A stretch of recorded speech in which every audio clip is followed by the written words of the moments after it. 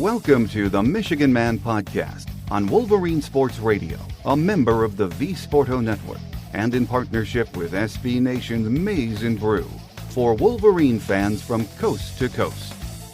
Go Blue and welcome to the show. I'm your host, Mike Fitzpatrick. With us today on our Game Day segment will be editor John Borton from the Wolverine Magazine. First, a few of my thoughts to get us started. We all have to admit, following Juwan Howard and his team this year has been a roller coaster ride. They have struggled with consistency on both ends of the floor. They could look like Big Ten contenders one night and bottom feeders the next time out. For much of the season, this team was just flat out hard to watch. In the end, we did just enough to get an invite to the big dance. The first round game with Colorado State was a good matchup for us. My guest today says, as talented as this Michigan team is, nothing seems to come easy for them. Up next on our Game Day segment is editor John Borton from the Wolverine Magazine. So stay with us.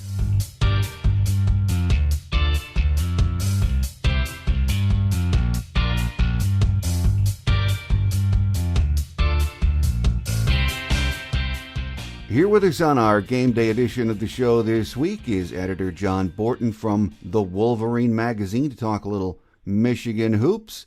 Great to have you back with us, John. Always good to be with you, Mike. Exciting time of year for certainly college basketball, but really a whole lot of sports that are having tournament time. Michigan doing well in a number of them. As you said, there is so much going on right now. The main focus is the NCAA Tournament. Michigan survived their first round game with Colorado State on Thursday, John, but as has been the case so often this season, it was not easy, was it? Oh, absolutely not. I guarantee you when Michigan was 15 down in the first half, there were a whole lot of Michigan fans, if not snapping off the TV, at least temporarily, very, very worried that this was it. You were without Devontae Jones, your point guard. Michigan is turning it over left and right. It's just, an 8-0 deficit in 3-point shooting in the first half. That's 24 points to none. And everything looked at that point like, well, this team did what it could. It was inconsistent, but it was going to just kind of go away quietly now. But that's exactly the opposite of what happened. Juwan Howard talked about the pushback. We saw Frankie Collins step up in such a big way to ignite this team, to make a couple of plays himself, to cut that margin back to 10, and then they got it to 7 at halftime. Really owned the second half in terms of allowing only a 29% shooting by Colorado State, and it's just a complete turnaround for this team, exactly what it needed, and they were celebrating certainly last night. You were mentioning Frankie Collins. I think when Michigan got down 15 and you have a freshman point guard who, we've seen some nice play from him, some good moments during the season, but I didn't see that 14 points coming and really great leadership in the second half, John. Yeah, very much so. He says he's been playing college basketball or playing basketball his whole life, but that is it's different when you're on this stage and when those lights are that bright. But he stepped forward in a huge way. We knew that he's quick and can handle the basketball and can drive, but that three-pointer that he hit was quite a time for to hit the first one. And shooting has not been viewed as his long suit for sure. That's the one thing that everybody says about Frankie Collins. Hey, he could be really, really good. He's just got to become a shooter. And then you had Juwan Howard in the postgame saying he's shot well in our practices that we track all year long. And so that was kind of a head scratcher for some who thought that was the big aspect of Frankie's game that needs to go up yet. And I think it still is in games on a consistent basis.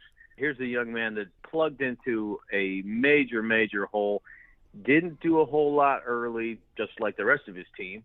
But then, boy, when it really counted and Michigan's back was against the wall, he came through, along with a number of other guys, to see Caleb Houston hit three-pointers in the second half after Michigan hadn't knocked down one in the first half, to see Hunter Dickinson continue to do his thing. Eli Brooks is a guy that was coming through in the clutch. He had some struggles early, again, just like everybody, but it really turned out for Michigan. They had all hands on deck late in the first half and throughout the second 20 minutes. Well, John, Michigan started 3 freshmen on Thursday against Colorado State with 1 sophomore and a senior. And I think we forget at times this is a very young team, isn't it? Oh, there's no doubt about it. 3 freshmen and a sophomore. Now, Hunter Dickinson hardly qualifies as a wet behind the ears player because he is a standout and was last year. But to have 3 freshmen in the lineup, Juwan Howard, he obviously chuckled about that in the post game just because he's seen 5 freshmen in a starting lineup that did pretty well, but not everybody is the Fab Five. Yes, this was a very, very young lineup out there, and had to come through. There's no doubt. We talked about that between Frankie Collins and Caleb Houston in the second half. That was very big. Moussa Diabate also certainly contributed to this effort. In college basketball anymore, here's the strange thing, Mike. You think, wow, 3 freshmen and a sophomore, this team is going to be really, really good for a long time in college basketball terms. But you don't have that anymore.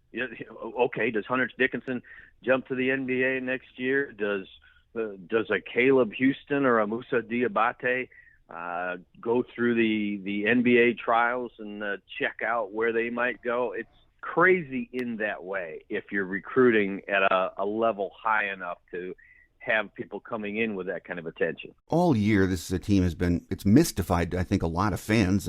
They implode at times and look like they're not playing any defense, as in the first half against Colorado State. But in the second half, they came out, got right out there on the perimeter, challenged every shot, and took the lane away and battled. So it is amazing. You wonder why they can't put that together for 40 minutes, that kind of defensive effort, don't you? Well, yes, and it really should be past the point where you're talking about, well, freshmen, that's what they have to learn is to play defense. They've had an entire season of that. And it's not always the freshmen that are getting beat. You just look at what Colorado State did from the perimeter early, and at some point, and it's not like none of those threes were challenged. Some of them were, and they just came out red hot. But hitting 4 of the first 5, you just have to, if you're Michigan, find a more consistent level of defending people. They really locked down in the second half. As I mentioned, gave up only 29% shooting from the field, and that made the difference. They couldn't have come back in that game just trying to outscore Colorado State. As it was, they shut them down, and Michigan had a great win and a great comeback. One win away now from the Sweet 16.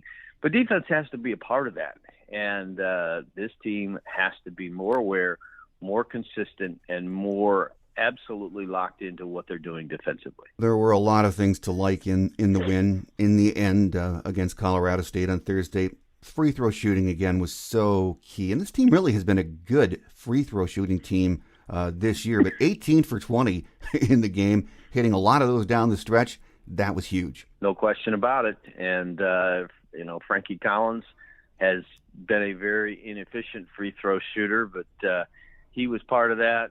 You look at Eli Brooks. He's kind of the leader of this crew when it comes to going to the line, and to have a big man with the capabilities of a Hunter Dickinson. You look at that and say that makes a difference, because you can put it in his hands and not worry about him getting fouled. Just a really solid effort at the line by Michigan. Another big part them being able to come back and win. Well, John, we always hear that first game in the NCAA tournament is nerve-wracking, especially when you're putting a lot of young players out on the floor for the first time. But when you win, as Michigan did on Thursday, that really, from a confidence point of view, should really help this team coming up on Saturday against Tennessee, shouldn't it? Yeah, no doubt about it. I think this is a team that is now playing with some confidence. They know that they can win even without Devontae Jones, and if you get him back, that is certainly a bonus. They're hoping for that to be the case. I know they were very hopeful. There was even a little buzz for a bit that he could play against Colorado State before they announced that no, that's not going to happen. But Tennessee, a very, very solid team. If you saw them play, that is a team that is long and big and loaded, and it's going to be a real challenge for Michigan. But I think when you, as you say, when you get that win under your belt, and you have a feel for things, and Michigan certainly has a feel for the arena. They've been there in Indianapolis many times, including all of last year as they were playing in the tournament.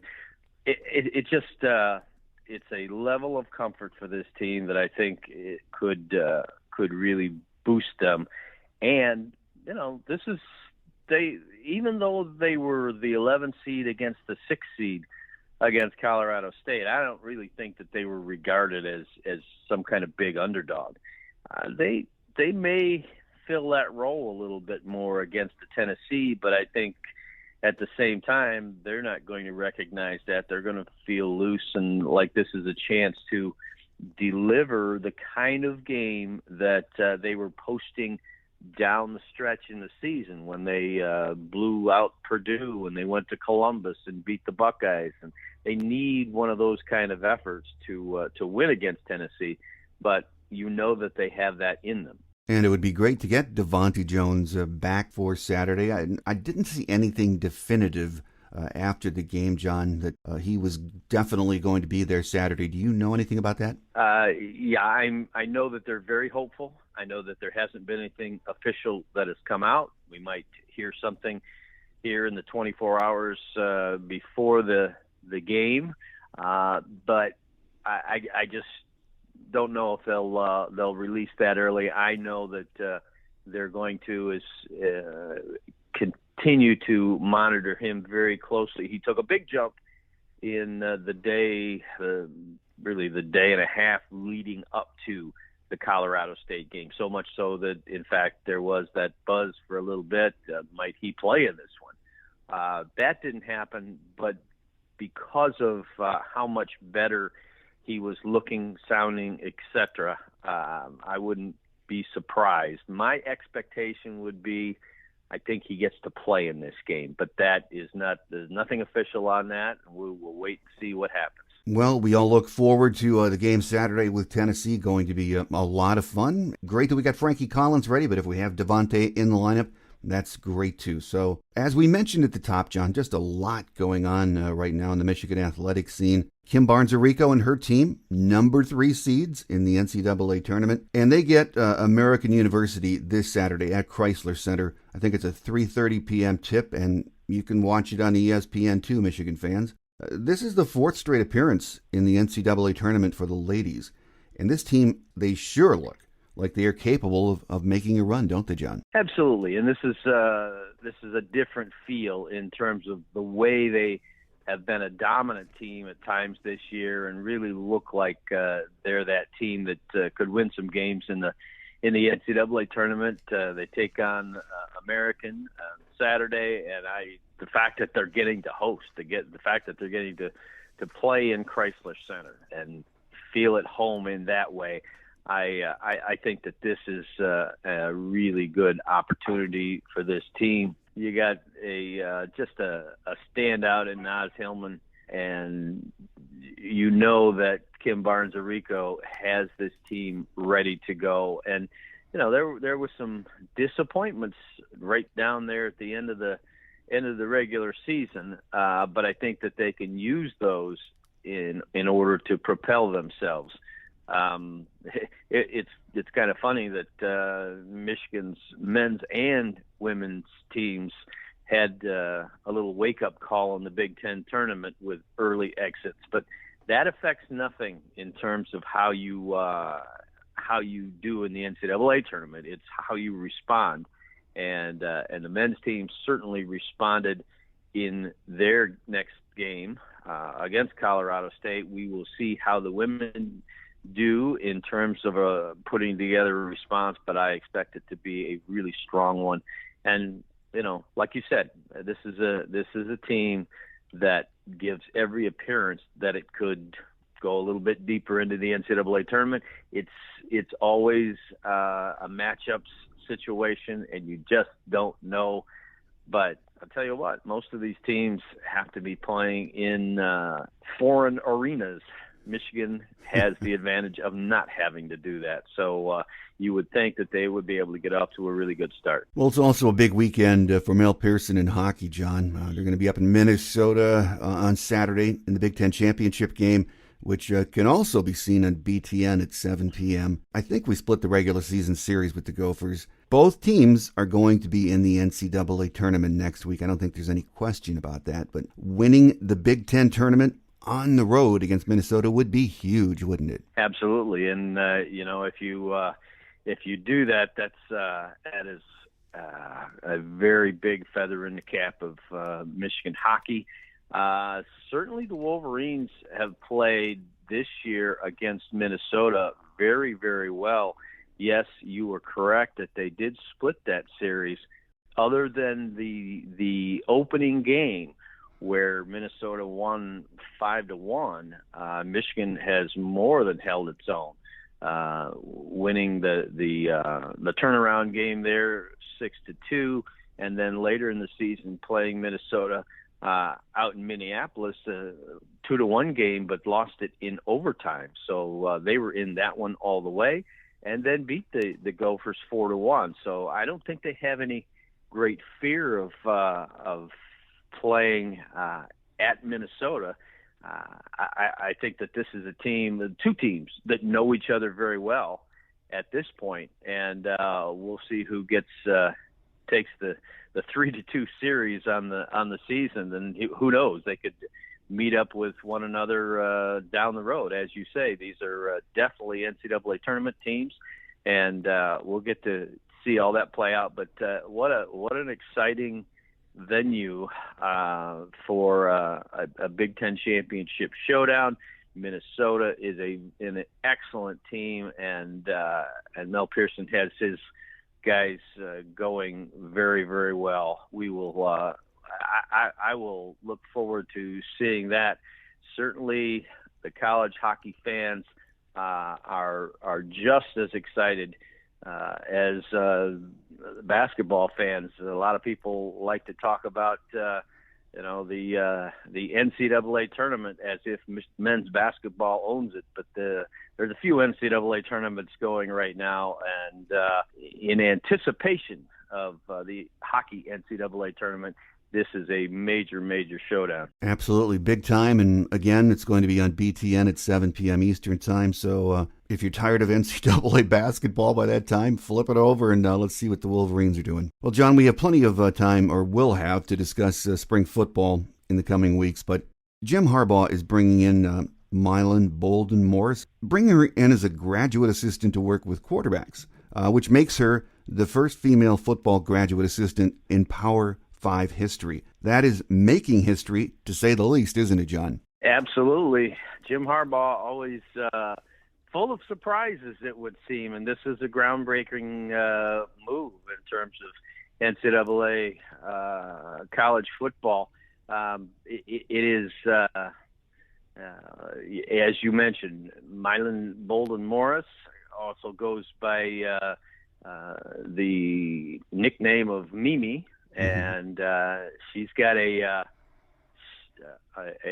good history in the sport, but to become the first female GA in a Power 5, it's huge. and she herself said that it speaks volumes to the efforts that Coach Harbaugh has made to create an environment of inclusion. But it's more than that, because yes, Jim Harbaugh is a forward-thinking guy, but there's no question that he wouldn't bring in anybody that he didn't think could further his football team in a really big way. So his expectation is for Bolden Morris to put into Michigan football an effort and the knowledge that's going to carry them forward.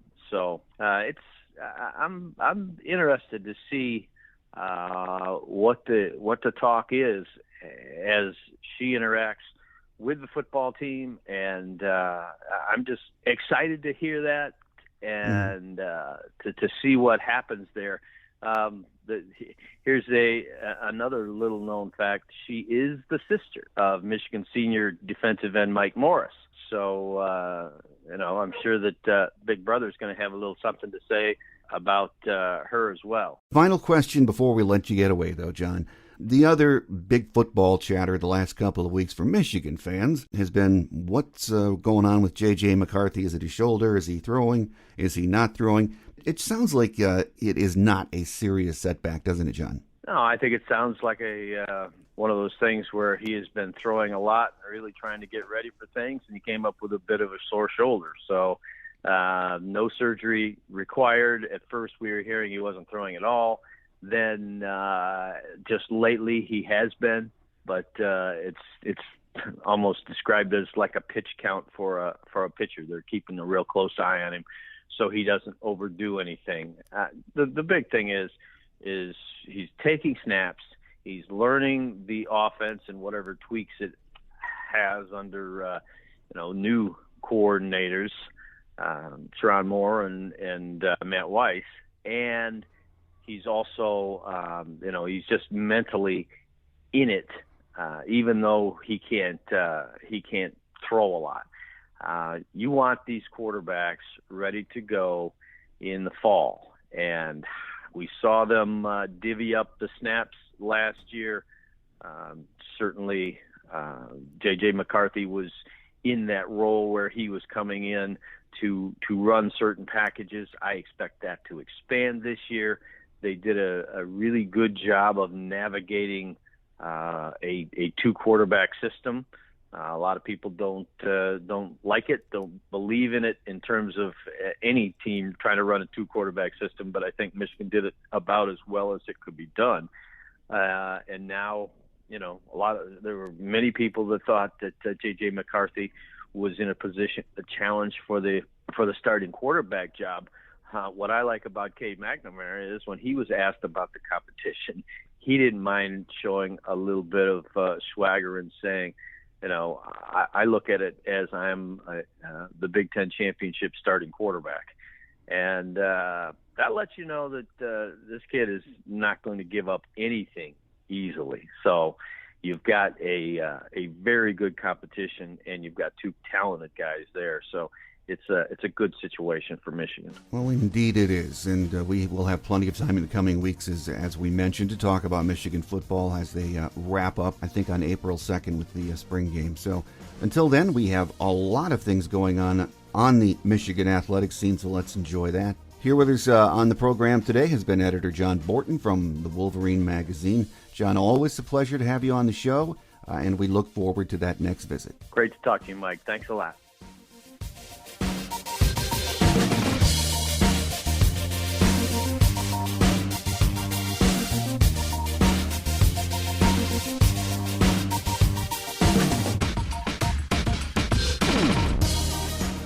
On Quick Hits today, as John and I said a few times during the interview, this is an extremely busy time for Michigan athletics. Winter sports are almost over, and spring sports are just getting started. We should have quite a bit to talk about in the coming weeks. Hopefully, both men and women's basketball make it past the first round of their respective tournaments. Next week, hockey will begin play in the NCAA Tournament. They are up in Minnesota this week in the Big Ten Championship game, and that could improve their seeding in the NCAA Tournament next week. We also have wrestling competing in the NCAA Tournament in Detroit this weekend. Gymnastics will be down in Columbus this weekend, seeking their 26th Big Ten championship. So as you can see, there's a lot going on. I'm sure we'll be talking more about football in the coming weeks too, as we approach the conclusion of spring practice. That will do it for now, though. I'm your host, Mike Fitzpatrick. Thanks for joining me, and make sure you tell your friends and family about the show. Have a great Wolverine weekend, everyone. Until we meet again, take care, and as always, go blue. Thanks for joining us today on The Michigan Man, here on Wolverine Sports Radio, a member of the V Sporto Network, and in partnership with SB Nation's Maize and Brew. Our listener lines are open 24/7 for your calls at 313-263-4842. That's 313-263-4842. Or email us at themichiganmanpodcast@yahoo.com. That's themichiganmanpodcast@yahoo.com. The Michigan Man Podcast is produced at the studios of Robin Lynn Productions, Allen Park, Michigan, and is not affiliated with the University of Michigan. Go Blue!